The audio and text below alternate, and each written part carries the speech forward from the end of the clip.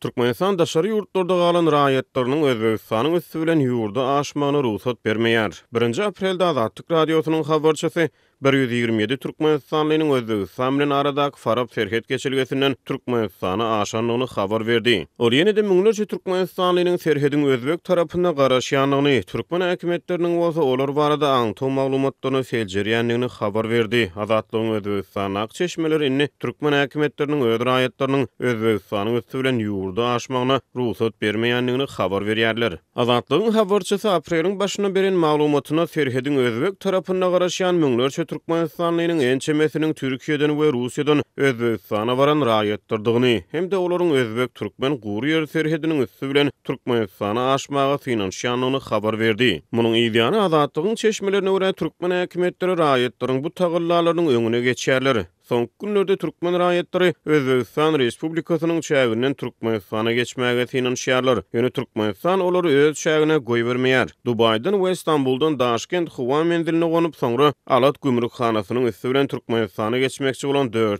raýat öz ýurduna goý berilmedi. Olaryň ýygyna gelen ýurtlaryna gaýdyp gidenlikleri ma'lum boldy diýip Azatlygyň çeşmesi 11 aprelde habar berdi. Bu hadisanyň diňe 4-5 adamy mahsus ýagdaýdygy ýa-da däldigi barada türkmen häkimetleri düşündürüş bermeýärler. Ýöne 10 gün mundan odal Azatlygyň habarçysyna görä häkimetler daşary ýurtlarda galan 127 raýaty Farap Gurýer serhediniň üstü bilen Türkmenistana kabul etdiler. Habarçy Özbek serhedine garaşýan raýatlaryň ençemesiniň Türkiýeden we Russiýadan Özbegistana baran Türkmenistanlydygyny habar berdi. 2,5 ýyl töwereg mundan odal dünýäde COVID-19 keseli ýüze çykaly we öz çägine hiç ýyly koronavirus hadisasyny hasaba almanyny öňe sürýän türkmen hökümeti pandemiýanyň ilkinji günlerinden başlap raýatlaryň halkara hereketini çäklendirdi. Galy berse-de öz çägine bir karantin çäklendirmelerini girdi. Häkimetler COVID-19 bilen baglylykda Türkmenistana girmegiň tertip düzgünini berkitdi. Bu aralykda pandemiýanyň fonuna Türkmenistanyň ençeme raýatlary halkara hereket çäklendirmeleri sebäpli daşary ýurtlarda galdy. Türkmen hökümeti pandemiýanyň başlaryndan bäri daşary ýurtlarda galan türkmenistanlary ýurda getirmek üçin ýöreýte uçar gatnawlaryny guraýanlygyny aýtsa-da ýurdun daşyna türkmenistanlaryň ençemesi özleriniň ýurda dolanyp bilmeýänliklerini aýdýarlar. Charter gatnawlar Türkmenistan howa ýolları kompaniýa tarapyndan guramalaşdyrylýar we daşary ýurtlardaky türkmen wekilhanalarynyň düzen sanawlary esasyna ýolagçylary kabul edýär. Konsulhananyň habary bolmasa raýatlaryň özge ýurtlardan Özbegistana gelip soňra Türkmenistana geçmek synançyklary başa barmaýar. Sebäbi diňe konsullugyň üstü bilen nowata ýazylmaly diýip bir Türkmenistanly Azatlyk radiosynyň habarçysyna gurrun berdi. Özbegistana çeşmeler Dubay Daşkent aralygyna howa gatnawlarynyň bardygyny habar berýärler. Özbegistan Türkmenistanyň raýatlarynyň wiza talap edýär. Ýöne Türkmenistanyň Daşuud we Lewat sewtleriniň ýaşaýjylary Özbegistanyň Xarezm we Bukhara vilayetlerine şeýle-de Garagalpagystanyň Amdyrya, Hojyl, Şumanay we Goňrat etraplaryna, Tahyýadaş şäherine, Kaşgadarya vilayetiniň Daýhanabad, Guzar, Nişon we Mirişgor etraplaryna, hem-de Surxandarya vilayetiniň Şirabad we Murzabad etraplaryna bir aýyň dowamyna 3 gün möhlet bilen wizasyz kabul edilýärler. Azatlygy uşan maglumaty görä Dubaydan ýa-da Istanbuldan Daşkente baryp ol ýerden Türkmenistana aşmaga finansiýan türkmenistanlar kötenýärler. Bu raýatlar Türkmenistanyň kabul etmeýänligi sebäpli özbek gümrükçiler hem türkmenistanlaryň öz gümrük nokatlarynyň geçmeklerine ruhsat bermeýärler. Biz sizin gümrükden geçmeňize ruhsat bererdik ýöne barbyr türkmen gümrügi size ruhsat bermez diýip Özbegistana çeşme özbek gümrükçisiniň sözlerini getirýär. Özbegistanyň üstü bilen Türkmenistana aşmakçy bolýan raýatlar köpeldi. Ýöne olar serhetden geçip bilmän biderek pul harçlaýarlar, maddi ziýan çekýärler. Gaharlanyp ýygyna gidýän adamlar has köpeldi diýip Özbegistana çeşme aýtdy. Bu aralykda Halkara Howa uluglar Assosiasiýasynyň Türkmenistan boýunça 6 aprelde täzelenen maglumatyna görä howa uluglar arkaly ýurda girmegiň berk düzgünleri saklanyp galýar. Täzelenen maglumaty görä howa uluglary bilen Türkmenistana barýan ýolagçylardan şu aşagdaklar talap edilýär. Möhleti 48 sagatdan az bolmadyk negativ COVID-19 PCR test netijesi. Möhleti 48 sagatdan az bolmadyk COVID-19 antitela test netijesi. COVID-19 garşy sanjymalaryny tasdiklaýan guwahat ýolagçy ýöreýte saglyk blankasyny doldurmaly. Türkmenistana barandan soňra ýolagçy COVID-19 barlygyndan geçmeli. Ýolagçy 20 gün möhlet bilen karantinde bolmaly. Türkmenistanyň transport edaralary şol sany Türkmenistan howa ýolları kompaniýasy bu düzgünler boýunça öz raýatlaryna köpçüliklerini habar beriş serişdeleri arkaly jikmejik bildiriş bermeýärler.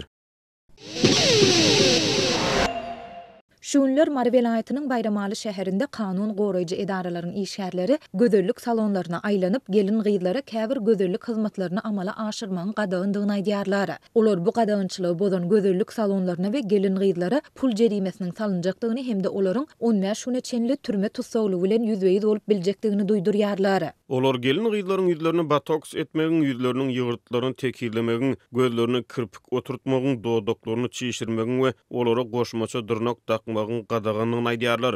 Diýip bir gözellik salonynyň işgäri anonimlik şertinde 11 aprelde gurrun berdi. Adatlyk radiosynyň sebitdäki habarçysy bilen söhbetdeş bolan gözellik salonlarynyň ençeme işgäriniň aýtmagyna görä, kanun goraýjy edaralaryň işgärleri gadagynçylygyň sebäbini düşündirip, bu baradaky resmi karary görkezmeýärler. Ýöne olar gadagynçylygy bozup, ýokarda agdalan gözellik hyzmatlarynyň peýdalanan aýal gyýdlaryň tutsag ediljekdigini we olara özleriniň tenine goşmaça enjam oturdan dow üçin 300-500 manat aralygynda jerime salynjakdygyny duýdurýarlar. Şondan soňra saklanan aýal gyýdlara gözellik hyzmatynyň haýsy salon hemde onuň haýsy işgär tarapyndan amal edilendigi anyklanar. Bu hyzmaty ýerine ýetiren işgäre 500-1000 manat aralygynda pul jerimesi salynar ýa-da ol 15 gün wagtlaýyn tutsagxana salynar diýip gözellik salonynyň işgäri kanun goraýjylaryň biriniň sözlerini titirledi. Adatlyk baýdylanlar barada şäheriň polisiýa müdürlüginden goşmaça maglumat ýa kommentari almagy synançdy. Ýöne redaksiyamyzyň 11 aprelde ikindine çenli telefon arkaly eden synançygy netije bermedi. Türkmen häkimetleriniň gadagyny edýän hyzmatlary dünýäniň agla we ýurdunda adaty gözellik proseduralary hasaplanýar. Aýal gyýdlar hiç ýyly çäklendirmesiz bu hyzmatlardan peýdalanyp bilýärler. Emma türkmen häkimetleri denanlaryň bu hyzmatlardan peýdalanmak erkinligini indi ençeme ýyl bäri çäklendirip gelýär. Bu çäklendirmeler wagtal esasanam ýokary derejeli döwlet emeldarynyň şol sanda içeri işler ministriniň çalşyrylmagynyň ideýany hasta güýçlendirilýär. Geçen ýylyň iýulynda Lewawyň polisiýasy aýal gyýdlary jinsy, gysga we dar köýnek, makyaj, ýüz boýaw we sary saç üçin tutsag etmek çäresini güýçlü depginde amal etdi. Şonda tutsag edilen denanlaryň ençemesi aýallaryň daş keşfine gözegçiligi güýçlendirmek talabynyň täze içeri işler ministriniň başlangyçlary bilen baglanyşyklydygyny gurrun beripdi. Häkimetleriň şol çärelerinden bir näçe gün odal ýurduň içeri işler ministrliginiň başlygy wezipesine Özdürdi Hoja Niýazow bellenipdi. Bellesek häzirki wagt Bayramalynyň häkimetleriniň käbir gözellik hyzmatlaryndan peýdalanýan aýal gyýdlara we olary amal edýän salonlara gözegçiligi güýçlendirmegi ýurtda içeri işler ministriniň nowatdaky gedek täzelenmeginiň ideýanyna gabat geldi. 6 aprelde prezident Serdar Berdimuhammedow Howpsuzlyk mejlisini geçirip geçen ýylyň iýulynda işe girişen öňkü içeri işler ministri Özdürdi Hoja Niýazowy wezipesinden boşadyp, onuň ornuna Lewap welaýatynyň polisiýa müdürliginiň başlygy Muhammed Hydyrowy içeri işler ministri wezipesine belledi. Adatlyk aýal gyýdlaryň daşky keşfine degişli soňky gadagynçylyklaryň Hydyrowyň wezipe bellenilmegi bilen ilteşiklidigini ýa däldigini anyklap bilmedi. Türkmenistanda aýal gyýdlar dar köýnek giýmekden, makyajdan ýüze öwürmek, saçyny sary reňke boýamazlyk ýaly talaplar bilen ilkinji gezek 2018-nji ýylyň bahar aýlarynda köpçülikliň ýüzbeýiz bolupdylar.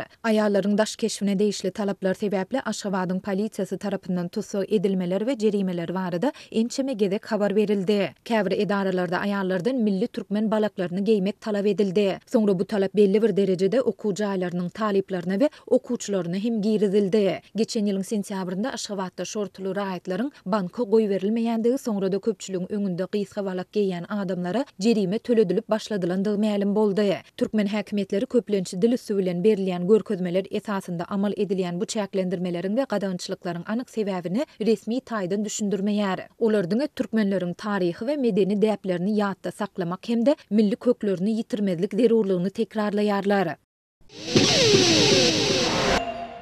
Aşgabatyň orta mekdeplerinde we mektebe çenli çağalar idaralarında dürli zerurluklar üçin pul ýygnalyp başlandy. Ýetäze çykdyjylar mektebe awatlamak, uçurum çağalary surata düşürmek we prezidentiň täze portretlerini satyn almak ýaly zatlary öz içine alýar. Bu arada Zatlyk radiosynyň habarçylary Aşgabatdan habar berýärler. Aşgabatdaky her bir orta mektep okuwçysy ýa-da çağalar bagynda terbiýelenýän çağa pul tapşyrmaly edildi. Sorulýan puluň muktary okuw jaýyna görä biraz tapawutlanýar. Käbir mekteplerde 150 manat ýygnalyar beýlekilerde töleglerin muktary 100 manatdan başlanýar we goşmaça çykdyjylar ýöne çykan halatynda ýene-de pulun ýygnalyjagy aýdylýar. Hususan da paýtagtyň 56-njy mektebinde her bir okuwçydan 150 manat toplanýar. Okuwçylaryň enatalaryna aýdylýar, bu pul mektebi awatlamak üçin ýygnalýar. Ähli sınıf okuwçylaryndan pul toplamak hökman edilýär. 15-nji mektepde okuwçylardan 100 manat alınýar. Bu mektepde çağalardan soralan pula öňkü prezidentiň suratyny, täze döwlet başçylarynyň portretleri bilen çalışmak we mektebi awatlamak planlaşdyrylýar. 9-njy B sınıfda 30 okuwçy bar. Hersinden 100 manat ýygnaýarlar. Ýöne ýeterlik bolmasa goşmaça pul ýygnajakdyklaryny aýtdylar. Diýip mektebiň okuwçylarynyň biriniň ejesi azatlyga gurrun berdi. Pul ýygnamak işi klasy ýolbaşçylyk edýän mugallimyň borjy hataplanýar. Azatlygyň habarçysynyň sözlerine görä, sınıfda 30 okuwçy bar bolsa, klas ýolbaşçysy olaryň her birinden 150 manat ýygnap belli bir muktary mektep müdirine tapşyrmaly. Ýygnap bilmese, ol mugallim öz aýlygyndan goşmaly. Sınıf muallimi zerur muktarda pul ýygnap bilmese, yetmeýän puly öz gazanan girdijisinden goşmagy borçly. Ýogsa mektep müdiri muallimi sınıf ýolbaşçylygyndan mahrum edip, yarım stavka işe geçirip bilýär. Diýip paýtagtyň mektepleriniň birinde işleýän mugallima adynyň eferde tutulmazlygy şerti bilen azatlyga gurrun berdi. Onuň sözlerine görä, sınıf mugallimiň aýlygy 2000 manat töwerek bolsa, doly bolmadyk stavkada işleýän mugallimiň aýlygy 860 manatdan geçmeýär. Şonuň üçin sınıf muallimleri müdiriň göwnünden turmak we wezipäni saklamak üçin zerur puly her ýol bilen ýygnaýarlar. Diýip Aşgabatly mugallim aýdýar. Mektebi awatlamak we beýleki zerurlyklar üçin pul ýygnamak diýip onlar ýyl bäri dowam edip gelýär. Her ýyl okuw ýylynyň ahyrynda mektep müdirleriniň buýrugy bilen sınıf mugallimleri pul ýygnap başlaýarlar. Bu köplenç may aýynda bolýar. Şuňlar paýtagtyň çağalar baglarynda hem pul toplanýar. Mektep ýaşyna çenli çağalar idaralarynyň terbiýeçileri gutardyş üçin enatalardan 100 manat ýygnaýarlar. Olaryň sözlerine görä 100 manat muktarda soralan pul çağalaryň topar bolup surata düşmegi we albom taýýarlanmagy üçin niýetlenýär. Döwlet zerurlyklar üçin okuwçylardan we döwlet işgärlerinden pul ýygnamak öňkü prezident Gurbanguly Berdimuhammedowyň döwründe 15 ýylyň dowamında Türkmenistanda adaty bir ýagdaý örildi. Prezidentiň portretlerini we kitaplaryny satyn almak üçin ýylatdan ýetigiderli pul ýygnaldy. Bu däp Gurbanguly Berdimuhammedow prezidentlikden aýrylandan soňam saklanyp galdy. Liwap vilayetinde döwlet edaralarynyň işgärlerinden Gurbanguly Berdimuhammedowyň ýerine ýetiren aýdymlaryny jibi telefonlaryna jaň edip goýmak talap edilip başlandy. Bundan başga da döwlet işgärlerine öňkü prezidentiň elektron kitaplaryny jibi telefonlarynda saklamak tapşyryldy. Täze prezident Serdar Berdimuhammedowyň wezipesine girişmegi bilen onuň şahsiýet kulty hem tutuş ýurtda döredilip başlandy. Döwlet edaralarynda onuň portretleri hem asylýar. Azatlyk radiosynyň habarçylary taksi sürüjüleriniň hem öz awtologlarynda Serdar Berdimuhammedowyň portretlerini ýerleşdirmegi baradaky talaplaryň giňden edilýänligi barada habar berýärler. Duşenbe güni 11-nji aprelde Türkmenistanyň Günwatar welaýatynda güýçli tozonly ýel turdy. Tozonly ýeliň netijesinde durmuş maksatly desgalaryň we ýaşaýyş jaýlaryň üçeklerindäki örtükleriň ençemesi gopdy. Şeýle-de Sewitde adyndan 3 sany ýol hadisasy boldy. Bu waka howa maglumatlaryny çap edýän Meteo jurnal neşriniň Türkmenistanyň käbir sewitlerinde güýçli tozonly ýeliň turmagyna garaşylýandygyny duýdurmagynyň ýa gabat geldi. Adatlyk radiosynyň Sewitdäki habarçysynyň maglumatlaryna görä, welaýatda güýçli tozonly ýel aprel aýynyň 10-ndan 11-ne geçen gece ýagny saat 12-den soň başlady we 11-nji aprelde saat 15:30 töweregine çenli dowam etdi. Ýel howanyň düdümine tozon emele getirdi. Şeýle-de güýçli ýel sebäpli Türkmenmaş şäherine we Serdar hemde Bereket etraplaryna ençeme binanyň örtügi gopdy. Olaryň arasyna durmuş maksatly desgalar we ýaşaýyş jaýlary bar. Diýip ýagdaýdan habarly yerli ýaşaýjy anonimlik şertinde 11-nji aprelde gurrun berdi. Tozonly ýel sebäpli Serdar Bereket etraplarynyň Bereket etrapy bilen Balkanawat we Türkmenmaşy şäherleriniň arasyndaky uly ýollarda görüjülük pes boldy. Adamlar 30-50 metr uzaklygy görmekde kynçylyk çekdiler. Bu ýagdaý Balkanawat Türkmenmaşy ýolunyň uğrunda 3 ýol hadisasynyň bolmagyna sebäp boldy. Adatlyň habarçylary bu ýol hadisasynda adam pidalarynyň bolandygyny ýa bolmandygyny anyklap bilmediler. Bu barada redaksiýamyzyň Balkanyň ýol polisiýasyndan maglumat almak synynşy hem başa barmady. Habarçymyz güýçli ýel sebäpli Türkmenmaşy şäherindäki ýaşaýyş jaýlarynyň tas 3-den 1 böleginde elektrik energiýasynyň kesilendigini hem habar berdi. Bu tebii hadise barada Türkmenistanyň Oba hojalyk we daşky gurşaw goramak ministrliginiň gidrometeorologiýa baradaky gullugynyň resmi web saytynda hiç saat aýdylmaýar. Ýöne bu waka howa maglumatlaryny çap edýän Meteo jurnal neşriniň Türkmenistanyň käbir sebitlerinde güýçli tozonly ýeliň turmagyna garşylýandygyny duýdurmagynyň ýylyanyna gabat geldi. 10 aprelde 11 aprele geçen gijede şeýlede 11 aprelde ýerden we günüň birinji ýarymynda Türkmenistanyň käbir sebitlerinde şemalyň güýçlenmegi sekundda 15-10 metre çenli ýetip tozonly ýeliň turmagyna garaşylýar diýilip neşriň 9 aprelde çap eden habarynda bellenildi. Galy bersede 3 aprelde NASA'nyň Yer Observatoriýasynyň web saytynda çap edilen habarda Türkmenistanyň Mary welaýatynyň kosmosdan düşürilen suraty ýaýradylyp, sebitde baharyň umumy alamatlaryndan biriniň tozondygy aýdylýar. Habarda demirgadykdan öwsýän sowuk howanyň köplenç gün ortadan gelýän ýyly tropik howa bilen çaknyşýandygy we munyň güýçli şemallary döredip bilýän durnuksuz howa şertlerini emele getirýändigi hem bellenilýär. Bu surat düşürilende gün watardan öwsýän şemallar Türkmenistanda we Özbekistanda Garagum we Gyzylgum çöllerinden tozon we toyun bölejiklerini çykardy. Şeýlede şemallar Türkmenistanda we Owganistanda Amy derýanyň gün ortasyndaky uly depelerden tozony ýokary götürýän ýaly bolup görünýär diýilip NASA'nyň Yer Observatoriýasynyň maglumatynda bellenilýär. Habarda sebitdäki guraýan kölleriň tozonly ýelleriň döremegine goşmaça goşun bolmagynyň mümkindigi hem aýdylýar. 2021-nji ýylda çap edilen maglumatlar sebitdäki kölleriň köpüsiniň soňky 2-10 ýylyň içinde azalandygyny ýa-da gurandygyny görkezýär. Guran köl ýataklarynyň üstünde köp mukdarda tozon bardygy sebäple olar tozonly ýelleri öjükdirmekde tanalýar diýilip observatoriýanyň maglumatynda nytalýar. Türkmenistanda soňky ýyllarda, hususan da soňky aýlarda anomal howa hadiseleri şol sanda güýçli tozonly ýeller ýygy-ýygydan bolýar. 2022-nji ýylyň başyndan bäri ýurtda şeýle ýelleriň adyndan 5 sansy boldy. Türkmen häkimetleri we mejlis erişdeleri ýurtda turýan güýçli şemal tupanýada sil suwlarynyň joşmagy ýaly tebii hadiseler barada ne öňünden ne de ýa-da açaçan beýanat bilen çykyş edýärler. Şeýlede tebii hadiseleriň netijeleri ilata ýetiren täsirleri barada hem hiç ýyly mesele gozulmaýar.